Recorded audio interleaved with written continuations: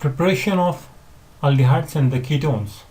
Now we will discuss what are the different methods of preparing aldehydes and the ketones. We get aldehydes and the ketones from the hydrolysis of the Gemdihalides. Dihalides, if you have two halogen atoms on the same carbon atom, so this is called the Gemdihalide, right? And here you can use this compound as a source for getting aldehyde or a ketone. How we get it? You can react this molecule with the aqueous potassium hydroxide, and then what will happen? You will see that the chlorine atoms will be lost here, and they will be replaced here by the hydroxide. So first there will be substitution. So you get R, C, R, and now you get the OH. This will be a substitution first. So you will first see that you get a substitution reaction.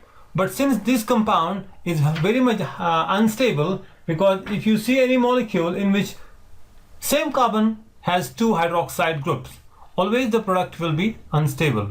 Anywhere you see this type of a system is normally unstable. So what will happen then? There will be the loss of water. Alright, you can see the hydrogen from here, OH from here. So with the loss of water, what you will get? You get R, C double bond OR. You get a ketone here. Alright, you can also get an aldehyde. It depends, whether you have an H here or it is the R. Okay, let's take one more example here. You get the CH3CH2 CHCl2. So if you do a substitution first, what you will get? You get the CH3CH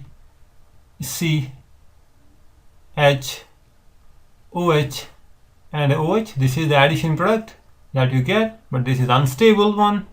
Alright, then there will be the loss of water, H2O, hydrogen from here, OH from here, so loss of water, and you get a carbon oxygen double bond, so you get the CH3C double bond OH. So this is an aldehyde.